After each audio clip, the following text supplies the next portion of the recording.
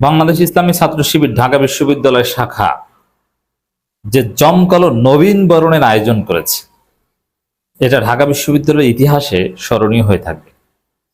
আমরা ঢাকা বিশ্ববিদ্যালয়ের স্টুডেন্ট ছিলাম, আমাদের সময় তো শিবির বা ছাত্রদল কেউ নবীন বরণ করবে, ইট ওয়াজ টোটালি ইম্পসিবল। তবে নবীন বরণ আমরাও পেয়েছি, ডিপার্টমেন্ট থেকে পেয়েছি, আবার ছাত্র সংগঠন থেকেও পেয়েছি। ছাত্রলীগও নবীন বরণ করেছে, এবং ছাত্র ফেডারেশন, ছাত্র মৈত্রী, এরকম বামপন্থী ছাত্র সংগঠনগুলোর নবীন বরণ আমরা পেতাম, এবং আই পার্টিসিপেটেড দেয়ার, আমার মনে আছে। তো নবীন বরণ সব শিক্ষার্থী কম বেশি পেয়েছেন। ঢাকা বিশ্ববিদ্যালয়ে যারা পড়েছেন, নবীন বরণ ওই টিএসসিতেই হয়, টিএসসি অডিটোরিয়ামেই নবীন বরণ নর্মালি হয়। অনেক ছাত্র সংগঠন, এমনকি অরাজনৈতিক ছাত্র সংগঠন, এলাকা ভিত্তিক যে ছাত্র সংগঠন রয়েছে, শিক্ষার্থী কল্যাণ সংগঠন, এরাও করে। এর মানে ঢাকা বিশ্ববিদ্যালয়ে একজন শিক্ষার্থী ভর্তি হলে সে কমপক্ষে 5 থেকে 7টা নবীন বরণ পেয়ে থাকে, যদি তার জয়েন করার ইচ্ছা থেকে থাকে। কিন্তু আমি বুকে হাত দিয়ে চ্যালেঞ্জ করে বলতে পারি, ঢাকা বিশ্ববিদ্যালয় শিবির 3টা স্লটে 3 অনুষদে ভাগ করে যে নবীন বরণ করেছে শিক্ষার্থীদের জন্য, এরকম কোন জমকালো, এলিট, উন্নত, সুশৃঙ্খল, সুন্দর, আকর্ষণীয়, কার্যকর কোন নবীন বরণ ঢাকা বিশ্ববিদ্যালয়ের ইতিহাসে কেউ কখনো করতে পারেনি। ভবিষ্যতে এর চাইতেও ভালো নবীন বরণে অনলি শিবির করতে পারবে, আর কেউ করার যোগ্যতা রাখে না, সক্ষমতা রাখে না। আমি চ্যালেঞ্জ করছি, পারলে ছাত্রদল, শিবির যেরকম করেছে, প্রথম কথা হচ্ছে ছাত্রদলের নবীন বরণে, এর শিবিরের নবীন বরণে সাধারণ শিক্ষার্থীদের যে আগ্রহ, যেরকম শিক্ষার্থীরা সাড়া দিয়েছে, ছাত্রদলের নবীন বরণে এর 5 ভাগের 1 ভাগ স্টুডেন্টও সাড়া দিবে না। সারা যদি দেয়ও কোয়ালিটির দিক থেকে, এরকম একটা নবীন বরণ তারা আয়োজন করে দেখাক, কিছুতেই পারবে না। তারা তো ক্ষমতায়, বিএনপি তো ক্ষমতায়, কোশ্চিন কেন পারবে না? তারেক রহমান নিজে ডিল করেও পারবে না। একটা অস্বস্তিকর, একটা বিরক্তিকর পরিবেশ তৈরি হবে যদি ছাত্রদলের নবীন বরণে তারেক জিয়াকে প্রধান অতিথি বানানো হয়, তারপর শিবিরের মতো এত উন্নত, এলিট এবং সুশৃঙ্খল, শিক্ষার্থী বান্ধব, শিক্ষার্থীদের জন্য কল্যাণকর, শিক্ষার্থীদের জন্য ইমপ্রেসিভ কোন নবীন বরণ ছাত্রদল তারেক জিয়াকে সাথে নিয়েও আয়োজন করতে পারবে না। কি হবে? প্রথম কথা হচ্ছে, ছাত্রদল যদি এখানে কোন নবীন বরণ আয়োজন করতে যায়, আপনি প্রথমেই দেখবেন যে ছাত্রদলের তো আর নিজস্ব টাকা পয়সা নাই, ওটা ওই বিএনপির চাঁদাবাজি টাকার ভাগ পায়। তো বিএনপি যদি তার জন্য 50 লাখ টাকা বাজেট করে, দেখবেন যে তার 30 লাখ টাকা ওরা মেরে খাবে। এমনকি ডাকসু ইলেকশনের জন্য যে বিএনপির বাজেট ছিল, সে বাজেটের একটা বিরাট অংশ ছাত্রদল অন্যান্য নেতারা মেরে খেয়েছে।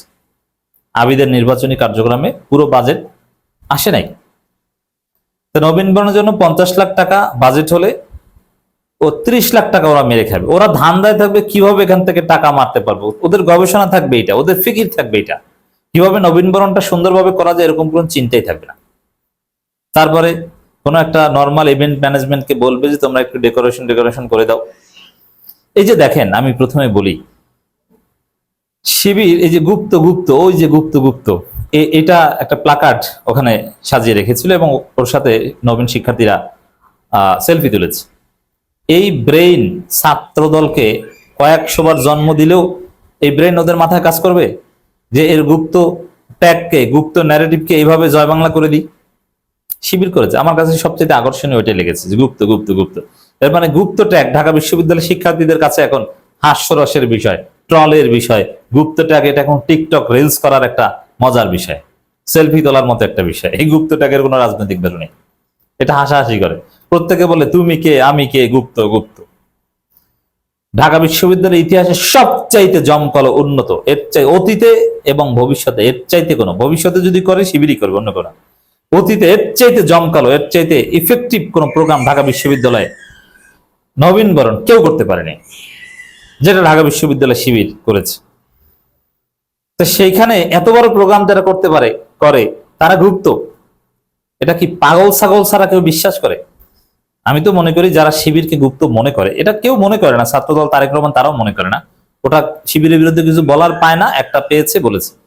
যারা গুপ্ত যদি কেউ মনে করে থাকে যে না এরা আসলে গুপ্ত, ওর চাইতে গরু ছাগল মার্কা স্টুডেন্ট আর হতে পারে না। স্রেফ গাধা, কোনো গাধা ছাড়া কেউ এটা মনে করতে পারে না। তো এরকম গর্ধব কিংবা গাধা ঢাকা বিশ্ববিদ্যালয়ে বা কোথাও আছে বলে আমার মনে হয় না।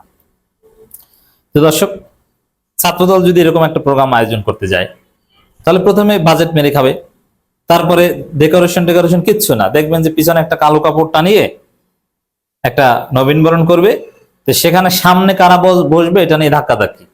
এরপরে প্রধান অতিথি যখন আসবে, সেই প্রধান অতিথির গাড়ির পিছনে দৌড়ানো, প্রধান অতিথির কাছাকাছি থেকে কারা সেলফি তুলবে, দৌড় প্রতিযোগিতা, ওইগুলো নিয়ে আলাপ আলোচনা হবে। সাধারণ শিক্ষার্থীরা তারা ধাক্কা খেয়ে এক একজনে পরে এক একজনের মাথা ফাটবে।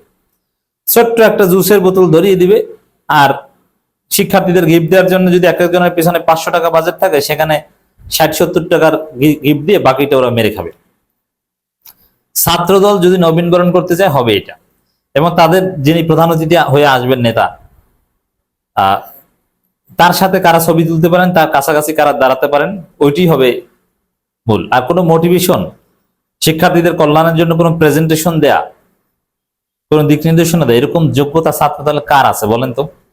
ছাত্রদলের ঢাবি সভাপতি হোক আর কেন্দ্রীয় সভাপতি হোক, তাদেরকে বলেন যে শিক্ষার্থীদের কেরিয়ার রিলেটেড, ভালো পড়াশোনা রিলেটেড কিছু মোটিভেশনাল কথা বলতে। তারা 2 মিনিট কথা বলতে পারলে আমি আর অনলাইনে কথা বলবো না, কিচ্ছু বলতে পারে না এই বিষয়ে।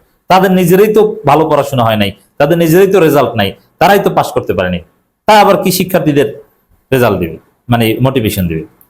আর এখানে দেখেন, ঢাকা বিশ্ববিদ্যালয় শিবিরের সাবেক সভাপতিরা অনেকে এসেছেন, এক একজন বাংলাদেশের ইতিহাসে অন্যতম সেরা আইনজীবী, এবং বেশিরভাগই শিক্ষক, অমুক বিশ্ববিদ্যালয়ের শিক্ষক, তমুক বিশ্ববিদ্যালয়ের শিক্ষক, নামের পিছনে একটা ডক্টর আছে।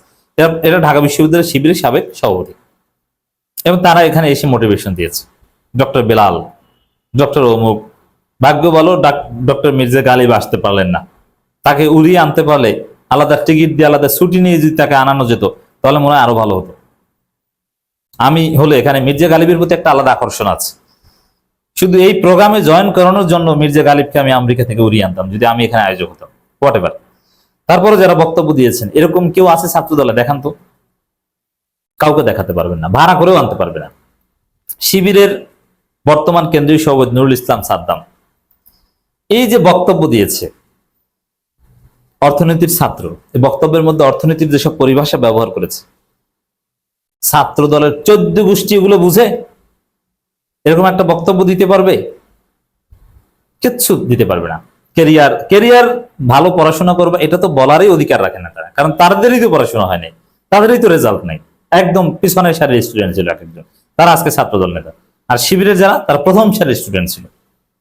শিবির বলতে পেরেছে যে তোমাদেরকে এখানে ডেকেছি কেরিয়ার করবা, শিবির করা বা কোনো দল করার জন্য না, শিবির করতে হবে এটা মোটেও জরুরি না, কোনো তোমার যেটা ইচ্ছে সেটা করবে। এই কথা ছাত্রদল জীবনে বলতে পারবে? তো দর্শক, ঢাকা বিশ্ববিদ্যালয়ের ইতিহাসে সেরা নবীনবরণ আয়োজন করেছে। ডেকোরেশন থেকে শুরু করে প্রত্যেকটা স্লট, প্রত্যেকটা ম্যানেজমেন্ট এত সুন্দর, এতটা সুশৃঙ্খল। ছাত্রদল না, বাংলাদেশে কোন ছাত্র সংগঠন এরকম কোন নবীনবরণ আয়োজন করতে পারবে না, পারলে দেখা, চ্যালেঞ্জ করে দিলাম।